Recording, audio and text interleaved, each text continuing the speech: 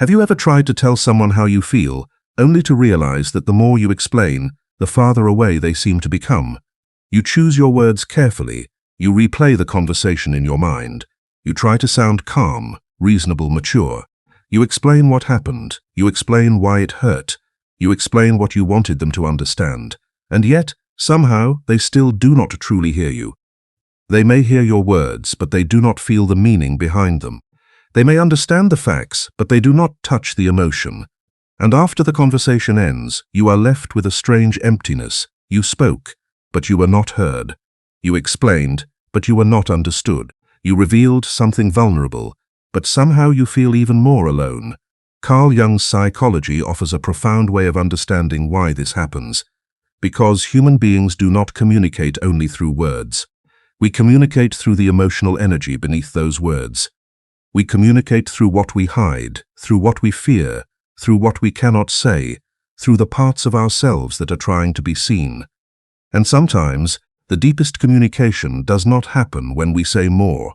It happens when we finally become honest enough to say what is real, not what sounds impressive, not what makes us appear strong, not what will guarantee the response we want, but what is actually alive inside us. This is where emotional expression becomes something far deeper than communication. It becomes a meeting between two inner worlds, and if you understand how to express yourself from that deeper place, you may discover something extraordinary. People may not remember every sentence you say, but they will remember how deeply they felt seen by you. They will remember the moment they felt safe enough to lower their defenses. They will remember the moment they realized that you were not trying to control them, impress them, or manipulate them. You were simply telling them the truth of your inner world. And that kind of honesty can touch something very deep in another human being. Because beneath the masks we wear, beneath our personalities, beneath our social roles, there is something universal, the longing to be understood, the longing to be accepted, the longing to be seen without having to perform. Jung understood that every human being develops a persona, a social mask that allows them to function in the world. We learn how to behave. We learn what is acceptable. We learn what makes people like us. We learn what makes people uncomfortable. We learn when to smile, when to remain silent, when to appear confident, when to hide our fear. The persona is necessary. Without it, social life would become impossible. But there is a danger. If you become too identified with your persona, you may eventually forget how to speak from your true emotional self. You may say, "I'm fine," when you are not fine. You may say, "It doesn't matter," when it matters deeply. You may say, "I'm not angry," when your entire body is carrying anger. You may say, "I understand," when you actually feel hurt. You may say, "It's okay," because you are afraid that saying the truth will make someone leave. And slowly, something begins to happen. You become disconnected from your own feelings. You still experience them, but you no longer know how to express them. Instead of saying, "I felt hurt when you ignored me," you say, "You always treat me like I don't matter." Instead of saying, "I was afraid you would leave," you say, "You never really cared about me." Instead of saying, "I need reassurance," you say, "You obviously don't love me." Instead of saying, "I feel lonely," you say, "You never spend enough time with me." Notice what happens. The feeling disappears, the accusation remains. And once the accusation appears, the other person becomes defensive. Now they are no longer listening to your pain. They are defending themselves against your judgment. This is one of the great misunderstandings in human relationships. We think we are expressing our feelings when we are actually expressing our interpretations of another person's behavior. We say, "You don't care. You don't respect me. You always ignore me. You never listen. You are selfish." But these are not feelings. They are conclusions. And conclusions create distance. Feelings create connection. When you say, "You don't care about me," the other person may immediately think, "That's not true." And now the conversation becomes an argument about whether they care. But when you say, "I felt unimportant in that moment," something different happens. Now you are no longer defining their character. You are revealing your experience. They cannot argue with your internal experience. They may have a different interpretation. They may explain their intention, but your feeling remains yours. This is where emotional honesty begins. You stop telling people what they are, and you begin telling them what happened inside you. This small shift can transform relationships, because the moment you stop accusing and start revealing, you create a different psychological atmosphere. You are no longer standing opposite the other person. You are inviting them into your inner world. And people respond differently when they feel invited rather than attacked. This does not mean you should suppress your anger. It does not mean you should become endlessly gentle. It does not mean you should tolerate disrespect. It means that even when you are angry, you can remain connected to the truth beneath your anger. Anger is often the surface emotion. Underneath it may be sadness, fear, disappointment, loneliness, powerlessness, the feeling of being unseen, the feeling of not mattering, the feeling of being abandoned. And if you can reach the emotion beneath the anger, your words become more powerful. Imagine someone you love comes home and barely speaks to you. You immediately feel ignored. You become angry. You say, "You don't care about me anymore." The other person becomes defensive. They say, "That's ridiculous. I'm just tired." Now the conversation is about whether they care. But imagine if you said, "When you came home and didn't talk to me, I felt strangely alone. I know you may have been tired, but something inside me felt like I didn't matter to you." Listen to the difference. The second statement contains vulnerability, and vulnerability changes the emotional field. You are not demanding that the other person admit guilt. You are allowing them to see what happened inside you. And when people see the vulnerable truth beneath the anger, something inside them often softens, because vulnerability does something that accusation cannot. It creates the possibility of empathy. Jung believed that what remains unconscious tends to influence us from beneath the surface. This applies to emotional communication as well. When we are unconscious of our deeper feelings, we express them indirectly. We become sarcastic, cold, passive-aggressive, controlling, distant. We punish people with silence. We expect them to read our minds. We create tests. We withdraw affection to see if they chase us. We become angry when they fail to understand what we never actually communicated. And then we say, "They should have known." But how could they? They were never given access to the truth.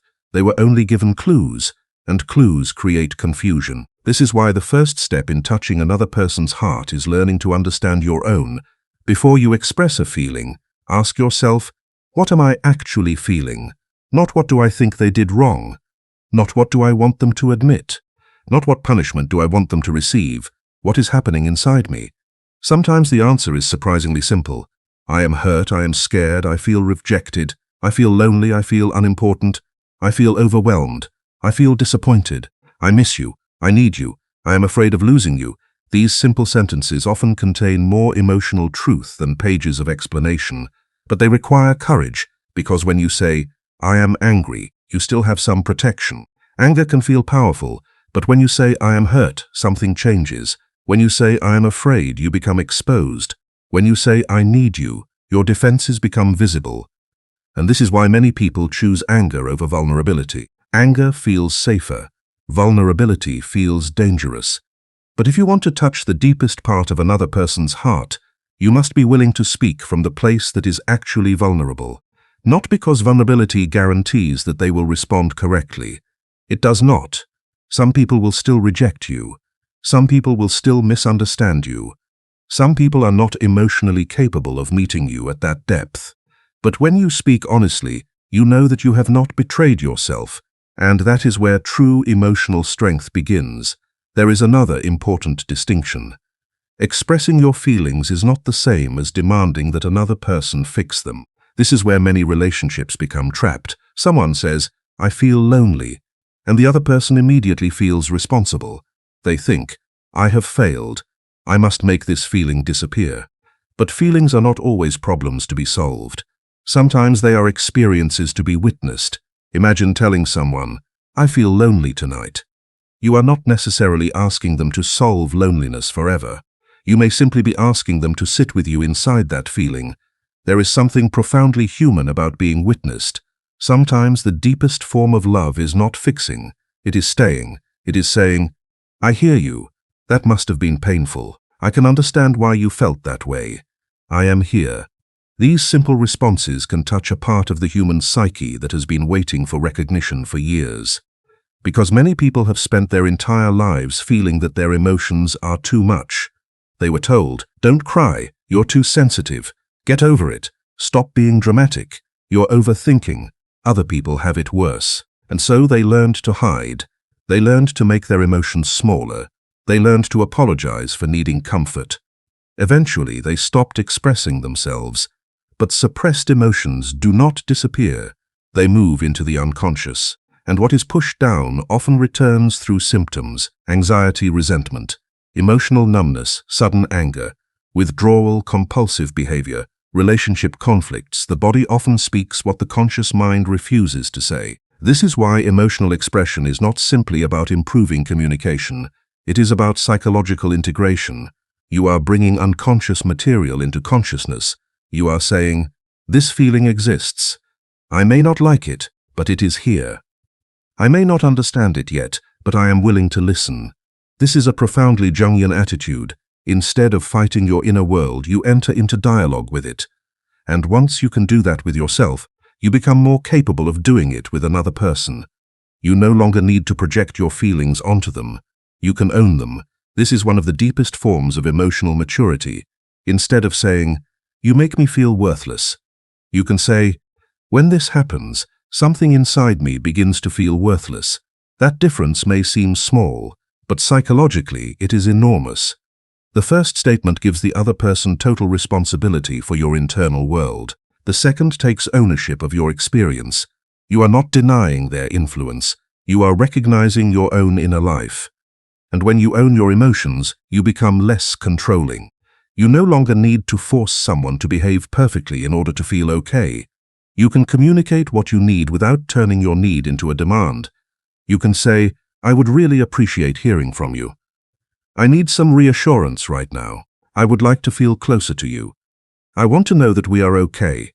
These are expressions of need. They are not commands. And there is a tremendous difference between the two. A command says, "You must make me feel safe." An honest expression says, "I feel unsafe and I want to share that with you." One creates pressure, the other creates intimacy. This is why emotional honesty is so powerful. It does not eliminate conflict. It transforms the meaning of conflict. Conflict becomes less about winning and losing. It becomes an opportunity for two inner worlds to become visible to one another. Imagine two people standing behind walls. Each person is shouting, "You don't understand me." But neither person opens the door. They keep shouting from behind the wall. The problem is not that they are speaking too little. The problem is that they are speaking without revealing themselves. One person says, "You never listen." The other says, "You always criticize." They continue exchanging accusations, but beneath one statement is, "I desperately want to feel important to you," and beneath the other is, "I am terrified that nothing I do will ever be enough." Those are the real conversations. The accusations are only the surface. The deeper emotions are where connection becomes possible. This is why the most powerful way to express your feelings is often to speak from the first person. I feel, I fear, I miss, I need hope, I wish, I am hurt, I am grateful, I love you. These words return you to yourself. And paradoxically, the more fully you own your inner experience, the more deeply another person can meet you.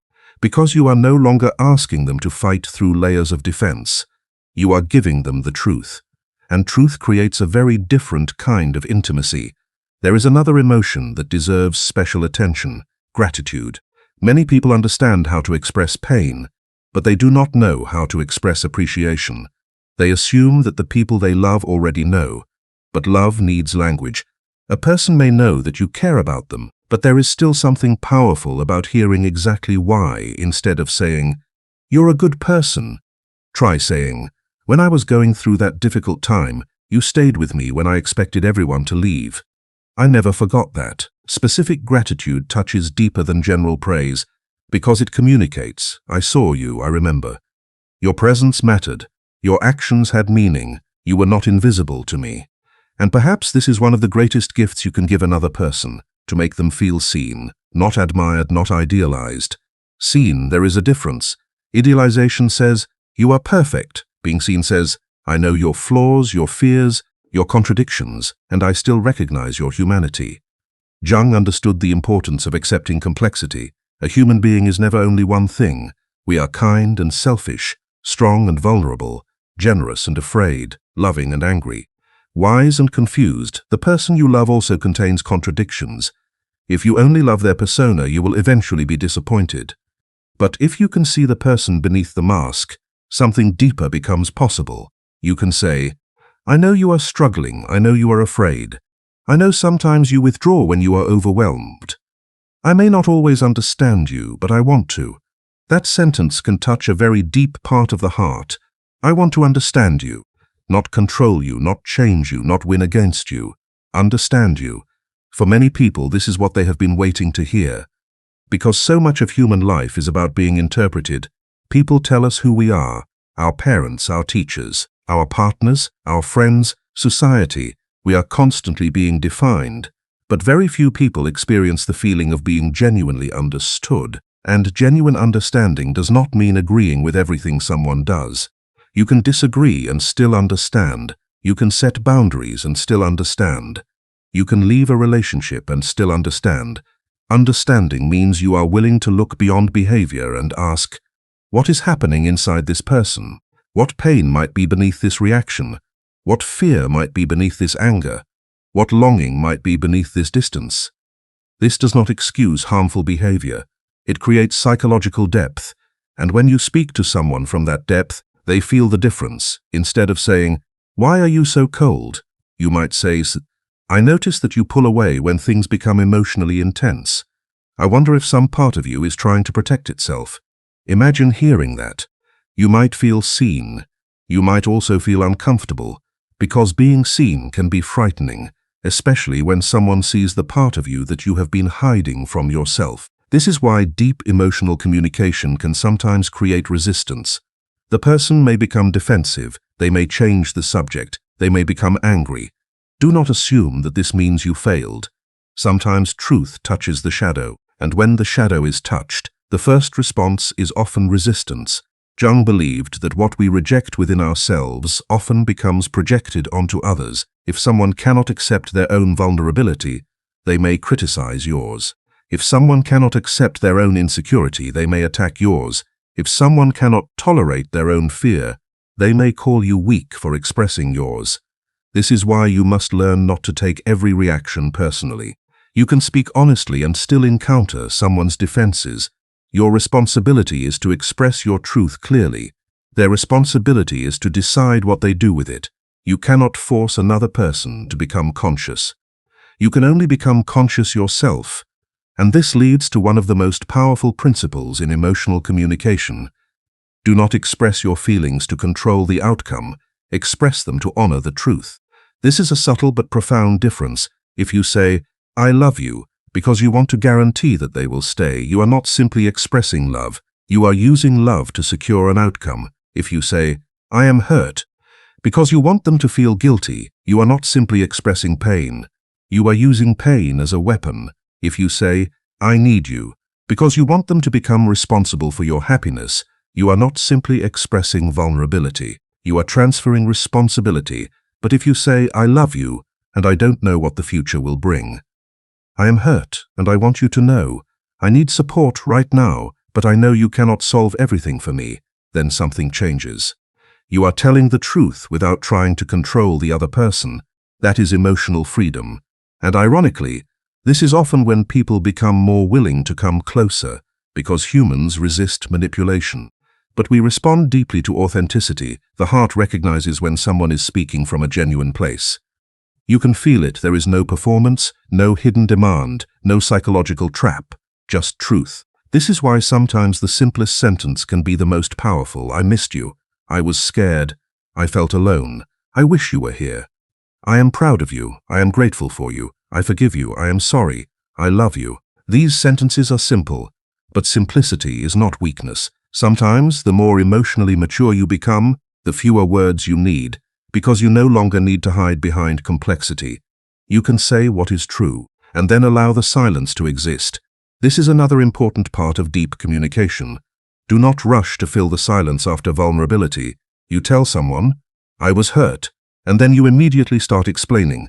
You say, but I know you didn't mean it, and I understand your side, and I don't want you to feel bad, and maybe I'm overreacting. Stop. Let the feeling exist. You are allowed to have an emotion without immediately apologizing for it. You can say, "I was hurt," and wait. The other person may need time. They may need to process. They may not know what to say. That silence does not necessarily mean rejection. Sometimes people need a moment to move from their defensive mind into their emotional mind. Give them that space. Deep communication requires spaciousness. You cannot force intimacy. You can only create the conditions where intimacy becomes possible. And one of those conditions is emotional safety. Emotional safety does not mean that no one is ever uncomfortable. It means that discomfort does not immediately become punishment. If someone shares a feeling, you do not immediately attack. If someone expresses fear, you do not mock them. If someone admits insecurity, you do not use it against them later. This is how trust is built. A person learns, "I can tell you the truth and remain safe. I can be vulnerable and you will not weaponize it. I can show you my shadow and you will not use it to destroy me." This is one of the deepest forms of intimacy. And perhaps this is why the most powerful emotional expression is not simply about choosing the right words. It is about becoming the kind of person who can hold another person's truth, because communication is a two-way psychological movement. One person reveals, the other receives. One person opens, the other creates space. If you want to touch someone's deepest heart, learn not only how to express your feelings, but how to receive theirs. Listen without immediately preparing your defense. Listen without planning your response. Listen without deciding who is right. Listen for the emotion beneath the words. When someone says, "I don't want to talk," perhaps they are actually saying, "I don't know how to say what I feel." When someone says, "I don't need you," perhaps they are actually saying, "I am afraid of needing you." When someone says, "Leave me alone," perhaps they are saying, "I am overwhelmed and I don't know how to ask for space without pushing you away." This does not mean you should ignore their literal words, respect boundaries, but remain curious about the human being behind them. The deepest communication happens when two people can hold both levels, the words and the meaning beneath the words, the behavior and the emotion beneath the behavior, the persona and the person beneath the persona. This is the psychological depth that Jungian thought invites us to explore, because every human being carries a hidden inner world, and relationships become profound when we stop interacting only with the surface. Perhaps the person you love is not cold. Perhaps they are afraid. Perhaps they are not indifferent. Perhaps they are protecting themselves. Perhaps they are not angry. Perhaps they are hurt. Perhaps they are not trying to control you. Perhaps they are terrified of losing control. Understanding these possibilities does not mean you excuse everything. It means you see more, and when you see more, you can respond more wisely. The same is true for yourself. Perhaps you are not too emotional. Perhaps you have been carrying feelings that were never allowed to exist. Perhaps you are not needy. Perhaps you are longing for a kind of emotional security you never received. Perhaps you are not weak. Perhaps you are finally tired of pretending to be strong. This is why emotional expression begins with self-compassion. Before you can tell someone else what you feel, you must first stop judging yourself for feeling it. If you are ashamed of your emotions, you will hide them. If you fear your emotions, you will project them. If you reject your emotions, they will find another way to speak. But if you can say, "This feeling is here. I do not have to become it. I do not have to act on it, but I am willing to listen," then your inner world becomes less frightening. You can feel anger without becoming violent. You can feel fear without becoming avoidant. You can feel jealousy without becoming controlling. You can feel sadness without collapsing. You can feel love without losing yourself. This is emotional integration. And the more integrated you become, the more authentic your communication becomes. You no longer have to choose between honesty and kindness. You can be honest and kind. You can be direct and compassionate. You can be vulnerable and strong. You can set boundaries and still love someone. These are not opposites. They become opposites only when we are operating from unconscious patterns. For example, a person who believes that kindness means never saying no will eventually become resentful. A person who believes that honesty means saying everything without considering impact will eventually become cruel. But mature emotional expression holds both truth and responsibility. You ask yourself, is it true? Is it necessary? Is it mine to say? Can I say it without trying to destroy the other person? This is emotional wisdom. And perhaps the deepest sentence you can offer someone is not, "You are the reason I feel this way," but, "This is what happens inside me when this occurs." The first creates blame, the second creates understanding, the first closes the door. The second opens it. The first says, "You are my problem." The second says, "Here is my inner world. If you are willing, come closer." And sometimes that invitation changes everything. A person who has spent years hiding behind emotional armor may finally feel safe enough to lower it.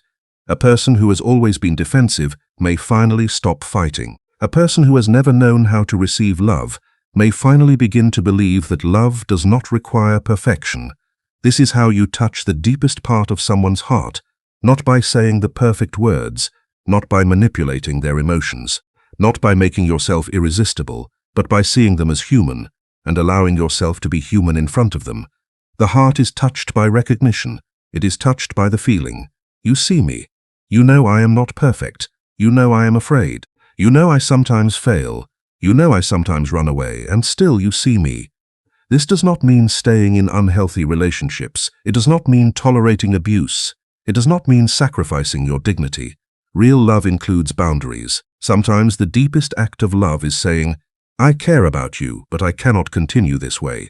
That sentence can be painful, but it is honest, and honesty is often more loving than false reassurance. You do not have to promise forever when you do not know. You do not have to say everything is fine when it is not. You do not have to pretend to be okay to protect someone from discomfort. You can say, "I don't know. I need time. I am confused. I am scared. I love you, but I need distance. I forgive you, but I cannot return to the way things were." These statements are emotionally mature because they allow reality to exist. And reality, when acknowledged, becomes something you can work with. Denial creates illusion. Honesty creates possibility. This is true in relationships and within the self. When you deny your feelings, they control you unconsciously. When you acknowledge them, you can choose how to respond. This is why Jung's famous emphasis on making the unconscious conscious is so relevant to emotional life. What you cannot say consciously may eventually become something you act out unconsciously. The sadness you refuse to acknowledge becomes irritability. The fear you refuse to admit becomes control. The insecurity you refuse to face becomes jealousy. The loneliness you refuse to express becomes resentment. The need for love you are ashamed of becomes emotional manipulation. But once you bring the feeling into consciousness, you have choices. You can say, "I'm jealous." Now you can ask why. You can say, "I am afraid." Now you can ask what you need. You can say, "I feel abandoned." Now you can explore where that feeling comes from. You can say, "I want to be loved." Now you can stop pretending that you do not care. Consciousness creates freedom. And emotional expression is one of the ways consciousness enters relationships. Perhaps this is why people sometimes cry when someone finally says the thing they have never been able to say. Not because the sentence is extraordinary, but because someone finally gave language to an experience they had been carrying alone.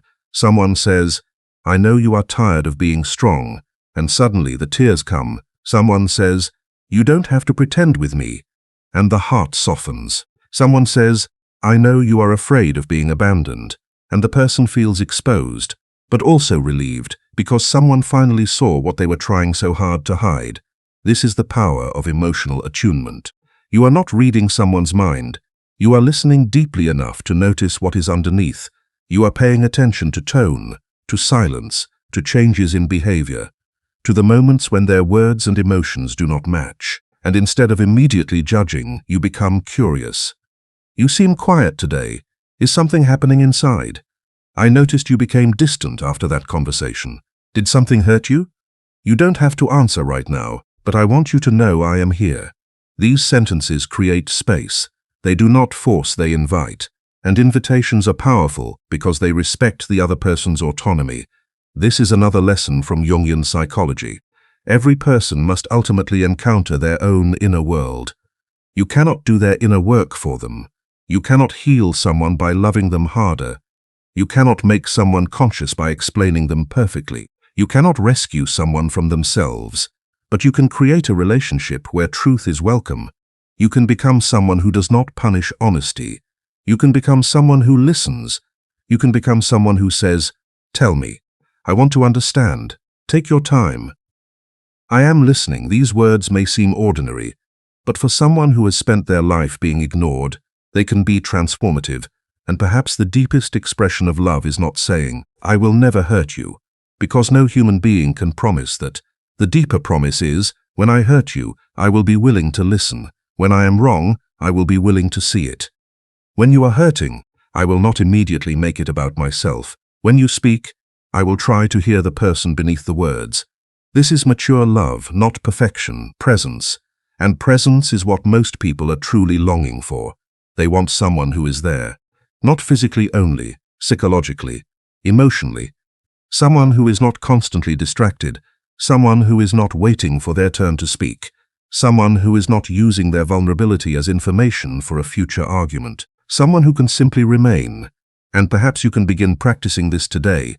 The next time you feel hurt, pause. Before you accuse, ask yourself, what am I actually feeling? Then ask, what is the deepest truth beneath this feeling?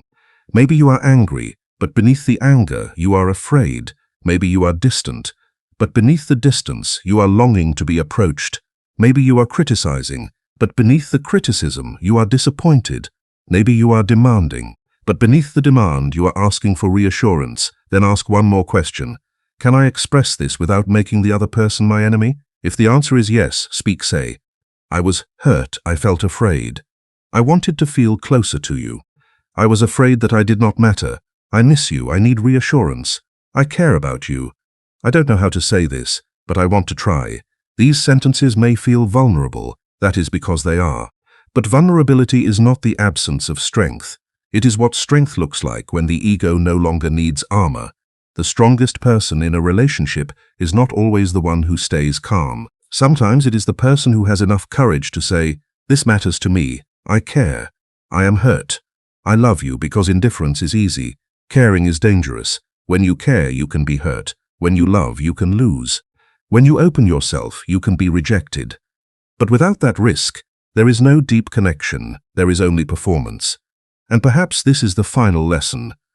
If you want to touch the deepest part of another person's heart, do not try to become someone they cannot resist. Become someone who is real. Speak from the place where your feelings are alive. Do not use vulnerability as a strategy. Do not use silence as punishment. Do not use love as control. Do not use pain as a weapon. Instead, tell the truth. Tell it gently when gentleness is possible. Tell it firmly when firmness is necessary. Tell it without abandoning yourself. And then allow the other person to choose what they will do with your truth. Some will come closer, some will not. Some will understand, some will misunderstand. Some will be ready, some will not. Your responsibility is not to guarantee their response. Your responsibility is to remain honest with yourself. Because the moment you stop manipulating the outcome, emotional expression becomes freedom. You are no longer speaking to get something. You are speaking because something true deserves to be spoken, and that is when your words begin to carry a different energy. They become quieter, but deeper, but stronger. You no longer need 1,000 explanations. You can say, I felt hurt, and let that be enough. I love you, and let that be enough. I need space, and let that be enough. I am afraid, and let that be enough. I forgive you, and let that be enough. Sometimes, the deepest part of someone's heart is touched not by the complexity of your explanation, but by the courage of your honesty, because when you speak honestly, you give the other person permission to be honest too. You take off your mask, and sometimes they take off theirs. You stop pretending, and suddenly there are two human beings standing in front of each other, not perfect, not protected, not performing, just real. And perhaps that is what we have all been searching for. Not someone who will never misunderstand us, but someone with whom we can keep trying to understand each other. Not someone who will never hurt us, but someone who is willing to care when they do. Not someone who can read our minds, but someone who wants to hear what is in our hearts. And perhaps you can become that person for someone else. You can become the person who listens, the person who asks, the person who notices, the person who does not immediately judge, the person who can hold another human being's vulnerability without turning it into a weapon. And perhaps, in becoming that person, you will discover something else. You will become more capable of receiving love yourself. because the ability to give emotional truth and the ability to receive emotional truth are connected. If you constantly hide, you cannot be deeply known. If you constantly perform, you cannot be deeply loved. People may love your persona, but only authenticity allows them to meet the person beneath it. And this is why the journey inward is so important. Before you can touch another person's heart, you must become willing to touch your own.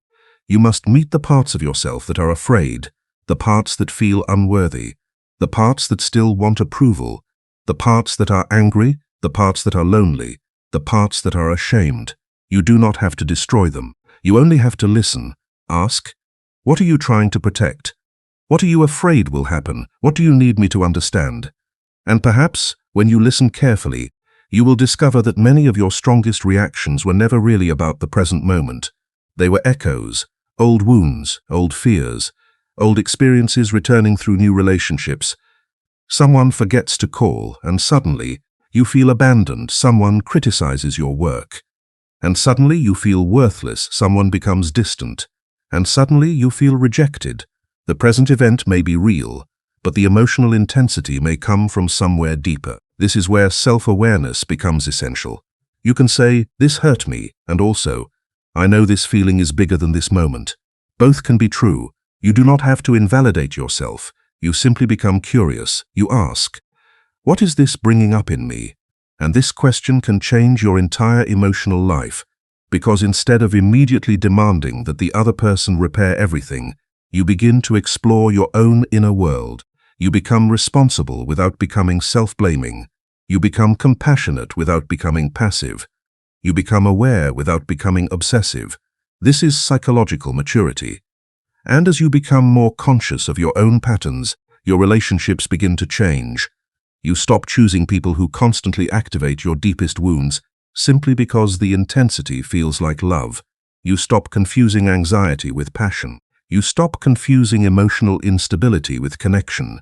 You stop chasing people who make you feel that you must earn their affection. You begin to understand that the deepest connection is not always the most dramatic. Sometimes it is the quietest. It is the relationship where you can breathe, where you can say, I am upset. And the other person does not panic, where they can say, I need space, and you do not assume they are abandoning you. Where you can disagree without destroying each other. Where you can be vulnerable without losing dignity. Where you can apologize without humiliation. Where you can set boundaries without punishment. This is what emotional security looks like. And perhaps the most beautiful thing about emotional security is that it allows people to become more honest. When you know you are safe, you do not need to manipulate. You do not need to test. You do not need to perform. You can simply say what is true. And when two people can do this, something rare happens. The relationship becomes a place where consciousness grows. Not a place where two people hide from themselves, but a place where they become more themselves. This is perhaps the deepest form of intimacy, not losing yourself in another person, but becoming more fully yourself in their presence. You do not disappear. They do not disappear. Two separate individuals meet, and because they are not trying to possess each other, they can actually see each other. This is why the most powerful emotional expression is not, complete me. It is, here I am willing to let you see me, and I am willing to see you. That is enough. That is where connection begins. And perhaps, from this point forward, you can change the way you speak. Instead of saying, you never listen, try, I want to feel heard, instead of, you don't care. Try, I need to feel that I matter to you, instead of, you are pushing me away. Try, I feel distance between us and I miss feeling close to you. Instead of, you always make me feel insecure. Try, something in me becomes insecure when this happens. Instead of, you ruined everything. Try, I am deeply hurt by what happened and I don't know how to process it yet. Notice what happens. You are still honest. You are still expressing pain. You are still naming what matters, but you are no longer attacking the person's identity. You are speaking from your own experience, and that creates the possibility of dialogue. This is not a guarantee, but it is an invitation, and sometimes that is all you can offer, an invitation to come closer, an invitation to understand, an invitation to become conscious together. If they accept, something beautiful may grow. If they refuse, you will still have your integrity. Because you did not betray yourself. You did not hide.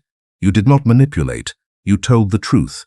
And perhaps this is why authentic emotional expression is ultimately an act of courage.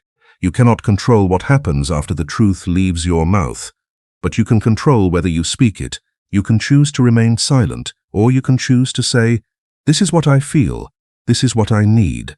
This is what I hope. This is what I fear. This is what I cannot accept. This is what I love." And sometimes those words will change a relationship. Sometimes they will end one. Sometimes they will open a door. Sometimes they will close one.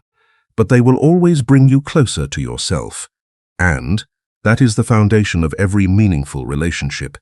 Because the person who is disconnected from themselves will eventually become disconnected from everyone else. But the person who learns to listen inwardly can finally meet others without masks. You no longer need to perform love, you can experience it. You no longer need to prove that you care. You can express it. You no longer need to hide your pain. You can share it. You no longer need to demand understanding. You can invite it. And perhaps that is how you touch the deepest part of someone's heart. You do not reach it by force. You do not reach it through perfect words. You reach it through presence, through honesty, through the courage to reveal what is real, and through the willingness to see the person standing in front of you, not as a role, not as an enemy, not as a source of validation, but as another human being carrying an invisible world, a world you may never fully know, a world filled with fears you cannot see, memories you cannot access, wounds you did not create, dreams they may never have spoken aloud. And perhaps, if you approach them with enough patience, they may slowly open the door, not because you forced it, but because they felt safe enough to do so. And when they do, listen. Do not rush. Do not judge. Do not immediately fix. Just listen. Because sometimes the greatest gift you can give another human being is the experience of not having to hide. And perhaps, when you give that gift, you will receive it in return. Someone will look at you one day and say, "I understand." Not perfectly, not completely, but enough, and you will realize that all along what you wanted was not to be admired, not to be praised, not to be right.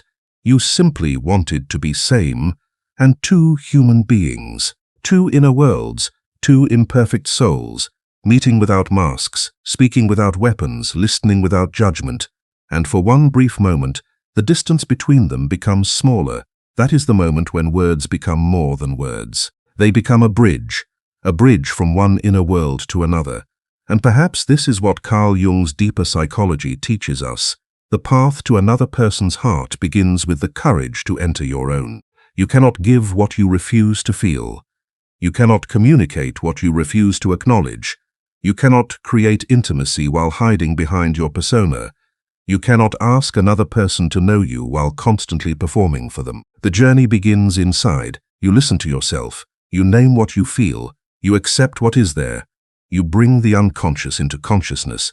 And then, from that place of greater wholeness, you turn toward another person, not demanding, not controlling, not performing, simply saying, "This is me.